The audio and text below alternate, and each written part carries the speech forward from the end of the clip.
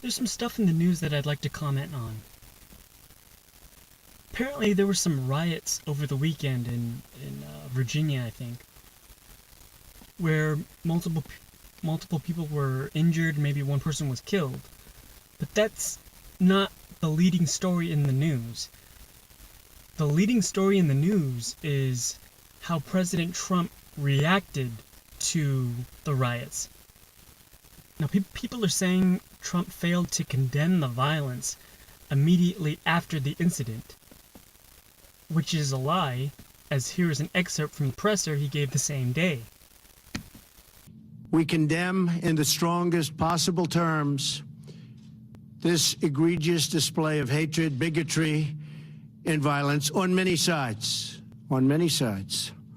It's been going on for a long time in our country. Not Donald Trump, not Barack Obama.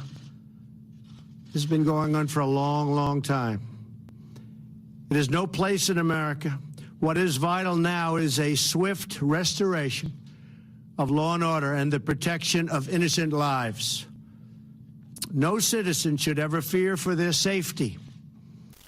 Seems like a reasonable thing to say, but not according to the mainstream media.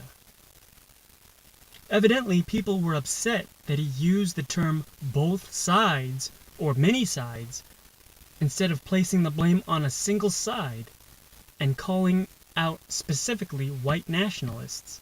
And they were, people were crying, people were texting us, friends were texting us. So it wasn't just Democrats who were hearing this. There are people of color right now who are crying. There are Jewish people right now who are afraid because this cuts deep.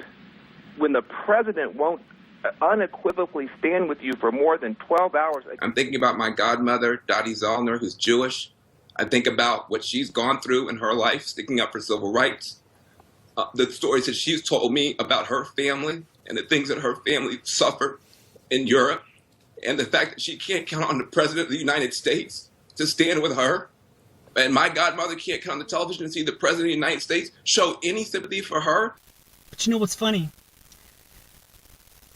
These people criticizing Trump, saying he's defending hatred on one side simply by putting blame on both. These are the same people that actually defend hatred on the other side and dismiss hateful actions as tactics that aren't quite right, or how things can get a little messy. Calling them the alt-left. Well, that group protests fascism. So they were there protesting fascism. Maybe their tactics weren't exactly right. All groups like that, political groups, rights groups, protest groups, it's messy. Maybe their tactics weren't exactly right. It's messy. Maybe their tactics weren't exactly right. It's messy. Maybe their tactics weren't exactly right. It's messy. Maybe their tactics weren't exactly right. It's messy. Maybe their tactics weren't exactly right. It's messy. It's messy. It's messy. This isn't the first time hateful acts have shown their presence. Just last year, 5 Dallas police officers were killed in cold blood for the mere fact that they were police officers. Here's what then President Obama had to say about it. Whether you are black or white or Hispanic or Asian or Native American or of Middle Eastern descent, we have all seen this bigotry in our own lives at some point. We've heard it at times in our own homes.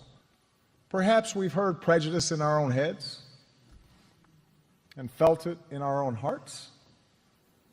None of us is entirely innocent.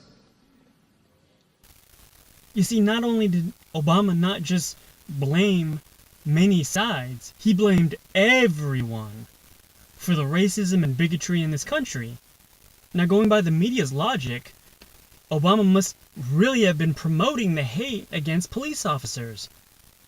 Now, this excerpt was taken from the memorial service for the 5 fallen officers. None of us is entirely innocent. No institution is entirely immune. And that includes our police departments. None of us is entirely innocent. And that includes our police departments. So if I'm getting this straight, at a memorial service for 5 police officers that were killed in cold blood, in what can only be described as an act of hate, the then President Obama thought it would be a good idea to re-emphasize that police departments have a history of bigotry, prejudice, and racism. In front of the widows and grieving families of the fallen police officers, Obama essentially says, "I'm sorry for your loss, but police aren't exactly innocent. They have a history of being racist and bigoted," as if almost blaming the fallen officers for their own deaths. And yet nobody called him out or accused him of being unsympathetic. Now, for the record, I don't believe Obama was defending the hate against cops, just as Donald Trump is not defending the hate in Virginia. But clearly, Obama's remarks were far more inflammatory than the recent ones Trump made, and Obama didn't receive a fraction of the backlash from the media as Trump is now. Now, what I'm saying is that when President Trump calls out news media outlets, calling them fake news or having ulterior motives, biases, or agendas of their own, it's kind of hard not to believe him.